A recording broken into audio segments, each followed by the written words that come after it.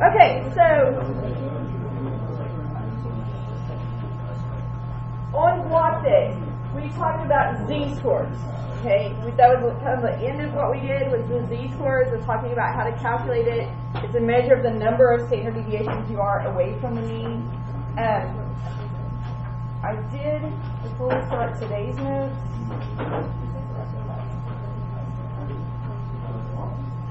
one of the other classes asked me to do this, and so I didn't know if you guys would want to jot this down. I put this on the page 69, where I left that one for you to just add some extra notes that you may want to use. So this is kind of a form of how do you interpret a z-score. Okay, so if it asks you what does this z-score mean in context of the problem.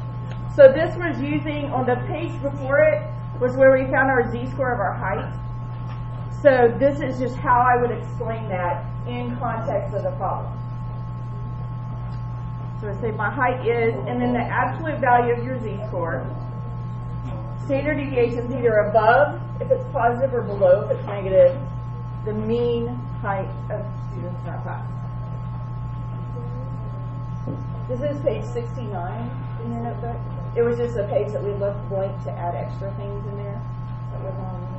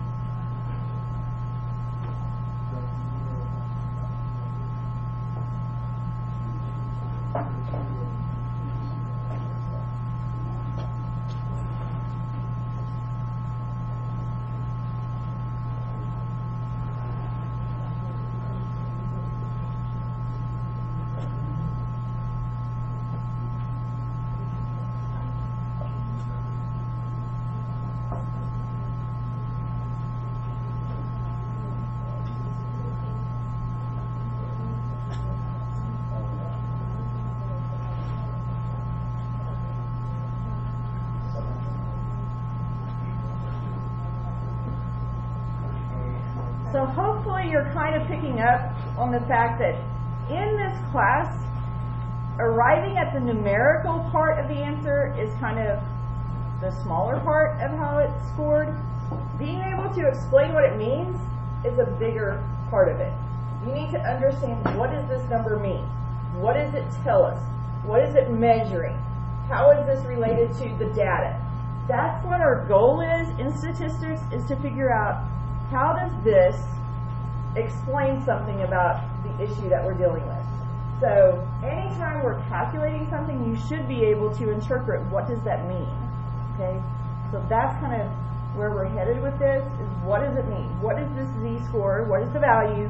And what is it telling me? So those z-scores are what we use in our normal model. So this is going to be something, I feel like I tell you guys this all the time, but this is one of the things that our entire second semester is hinged on this lesson, on normal models. So it's one of those things we're going to be using a lot, so it should become like you just know it. So don't get anxious about, oh my goodness, I have to memorize it right now today. We're going to do a lot with it, okay? But it is important that you stay with me on learning it, okay? You can't go, oh, I'll just learn it later, and then you get to later and you don't know it. So make sure you're just kind of hanging with me here. So normal model. First, we're going to talk about some characteristics. So what does it look like? So our normal model is that bell-shaped curve.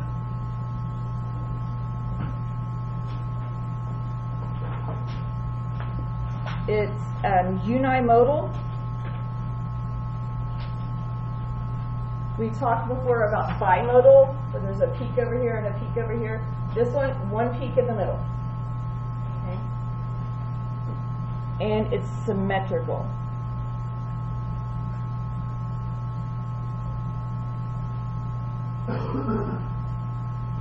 This idea of a distribution being normal, it has to meet certain criteria for us to say it is normal.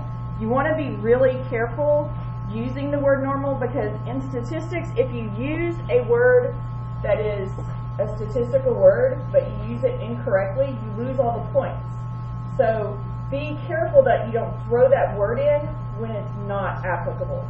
You can say symmetric, you can say approximately normal, so you want to be careful saying that a distribution is normal, because that can get you in trouble. We'll talk later about how do you check to see if you can say normal, but you want to be careful for using that word. So next we're going to talk about this notation. Sometimes you'll see this capital N and then these Greek letters in the parentheses. That's the Greek letter mu and the Greek letter sigma, the lowercase of each one. So this is used in the notation. Anytime you see this N with the two letters like that, where it looks like an ordered pair, this is saying it's a normal model. So if they put this into a problem and they say the distribution can be described by, and it says N and then these numbers in parentheses, you're using a normal model. So all of the stuff that we're going to talk about would apply to that distribution. So what this means is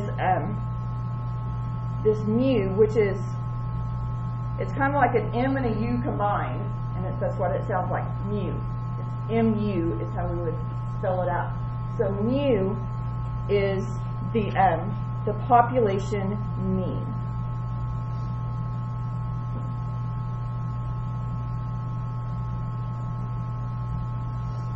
So if we had all of the data from the entire population and we calculated the mean, it would be mu. That number would be it.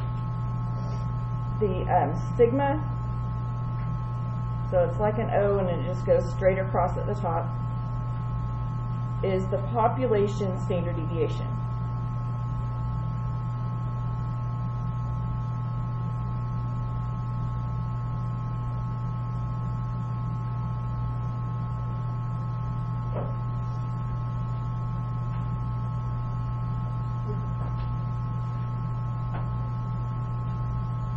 So when we say we're dealing with a population, that means it's a really large data set. We're not talking about a group of 10. We're talking about a group of thousands. Okay? Large data set. So they're not going to ever ask you to calculate a population mean or population standard deviation. They're going to provide it. But you just need to recognize, if you see that notation, it means it's a normal model. You're going to use all the normal model things with that. Okay, so over here on this side, we're going to break this down into the population and the sample. So the population parameters, we have mu is the mean, and sigma is the standard deviation.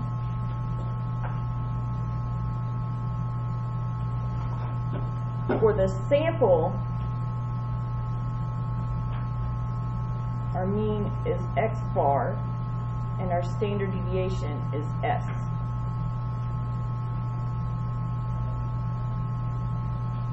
So these are the ones we've been using because we've been talking about samples.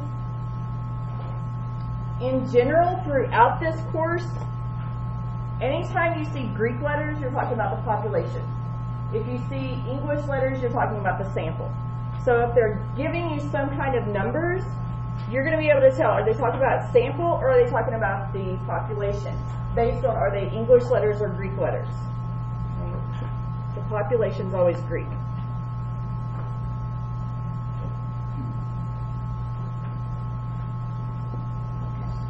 This next part, empirical rule. This is a picture of what this normal model looks like. So a normal distribution will have this shape.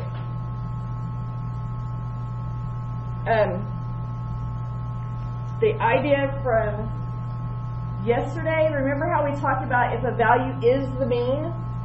What was the z-score? Remember? Right, say it loud. 0. So at the center is our mean, because this is symmetric, the center is the mean. So at the center, our z-score is 0.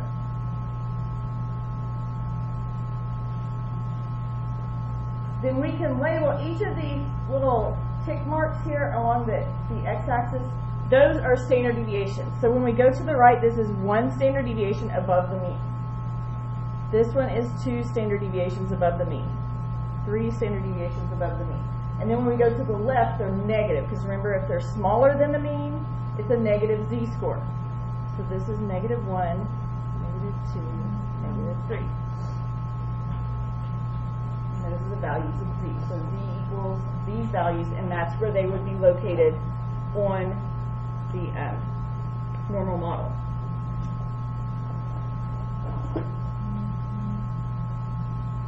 So this empirical rule is used to help us find probabilities of things happening.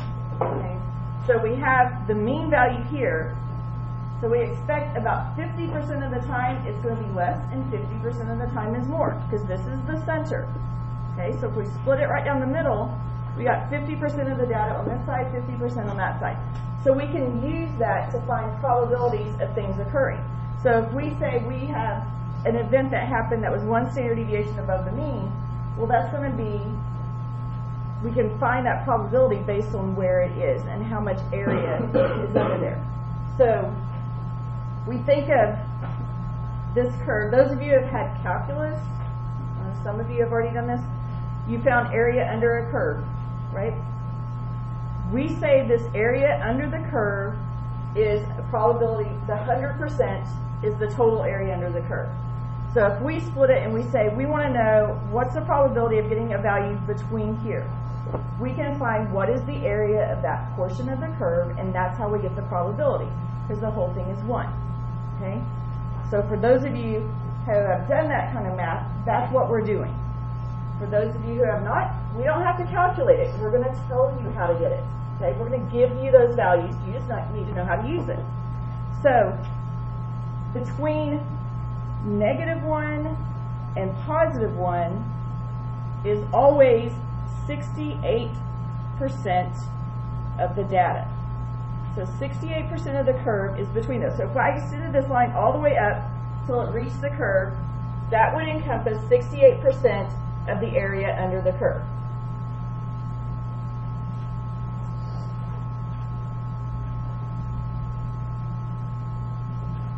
So over here on this other part, approximately 68% of the distribution lies within 1 standard deviation of the mean.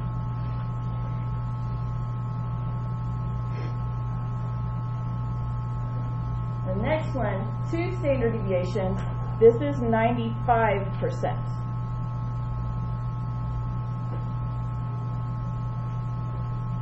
So if we go over here, a z-score that's between -2 and +2, we capture 95% of the area under the curve.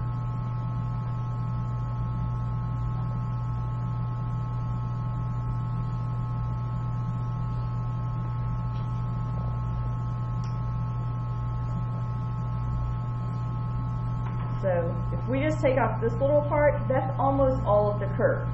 The part under my fingers, that's not very much. It's only 5% is out here. 95% of the area under that curve is between those two standard deviations. So when we talked about things being unusual, remember we talked about an unusual z-score, and I said if it's less than -2 or more than a +2, it was unusual. That's because combined, that's only 5% of the data. So it's kind of odd if you're getting something that there's only a 5% chance of happening. Okay, so we're like, okay, that's pretty unusual. If we go out one more standard deviation to 3,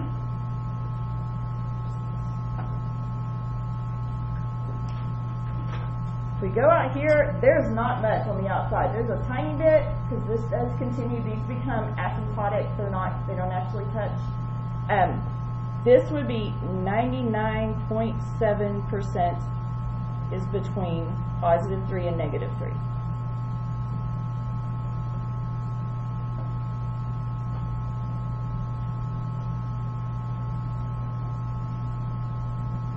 So by the time we've gone out here, it would be really, really unusual if it's past that. So over here, 99.7. So sometimes people will call the empirical rule the 68, 95, 99.7 rule, just because these percents are true in every distribution that is a normal distribution. These percents are always true. Okay? Those same things are true every time if it's a normal model. Doesn't matter what we're measuring, those are the percents.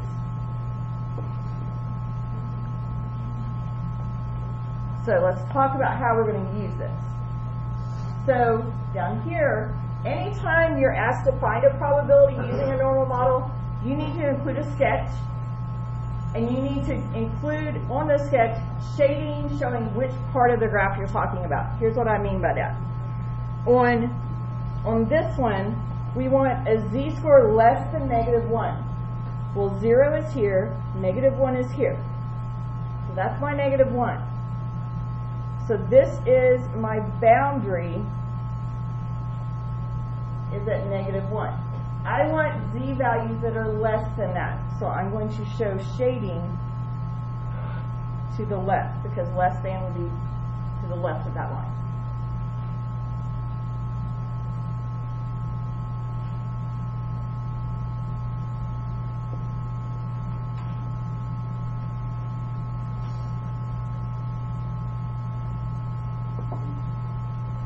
That part makes sense to you, right?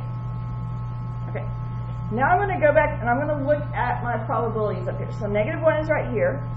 I know in between here is 68%. So if I split that in half and just look from 0 to -1, what percent is that? 34. Okay? So I have 34% here. From here all the way over, if I keep going, is 50%, so it's half of the graph. So if I do this half and subtract this 34% that's not shaded, because I'm just shading from here over, that will give me my area here. So I do 0.5 minus 0.34. Does this make sense where I got this? Okay, so I'm looking at half of the graph, but this 0.34 is not shaded on that half, so I'm just looking at this part over here. So the probability z is less than -1 is 0.16.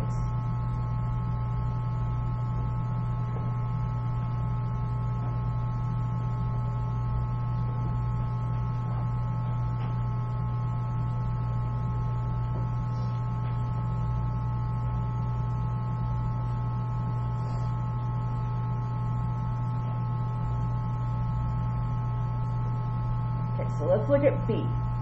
For B, we want probability z is greater than 2. So here's 0, 1, 2. I'm right here.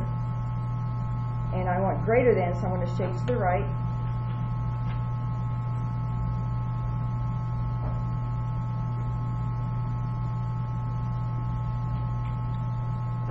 So 2 standard deviations went with this 95%. So z-squared 2 goes with the 95%. So if I'm thinking of this half is 50%, but I want to subtract this part that's not shaded, so I do 0.95 divided by 2 is 0.475. That's this part that's not shaded. Okay? So I take this half, the 0.5, and I subtract that from it.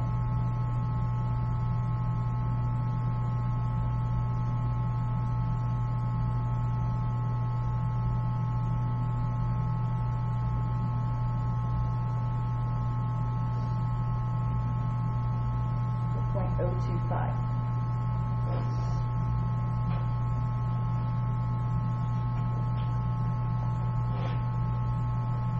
Another way you can think of that, if we go back up to this one, if 95 is between here, I have 95% between, that means out here underneath my fingers is 5%.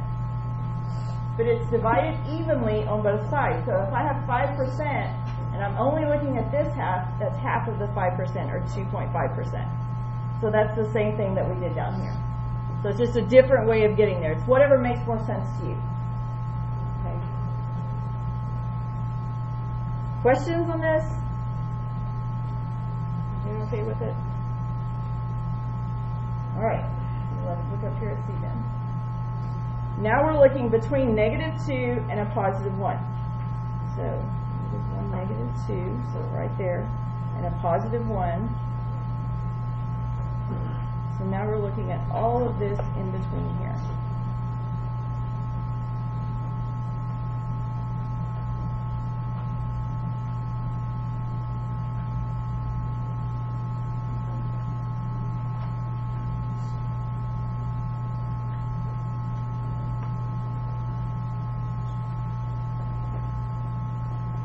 Okay, so sometimes it's helpful to do this.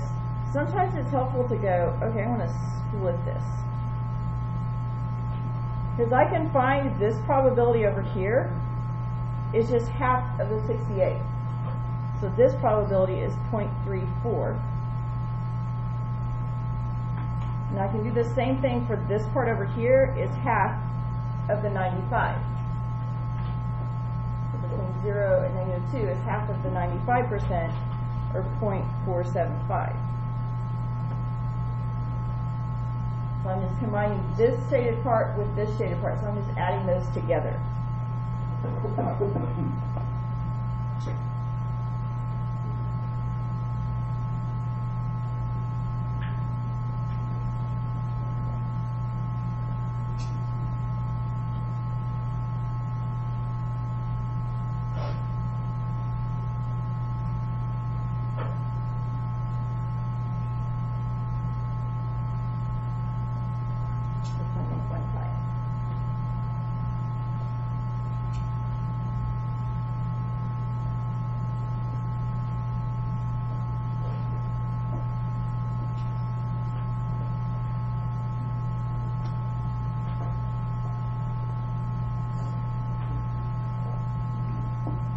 Still doing all right?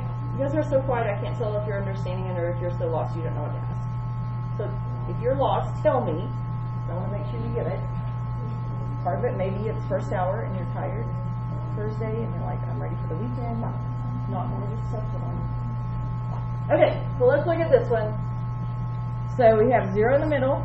We want to look at -1 is one of our boundary lines, and we want to go less than that. So we're going to be looking over here.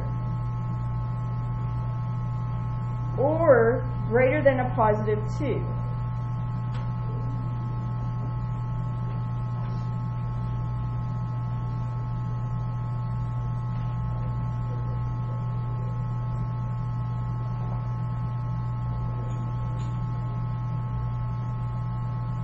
So if we look back to the left side, part A, we already calculated the probability is less than -1.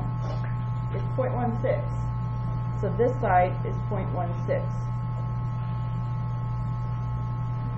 probability of greater than 2, that's part B. So 0.025. So if we want to know what's the probability it's here or it's here, we just add those together.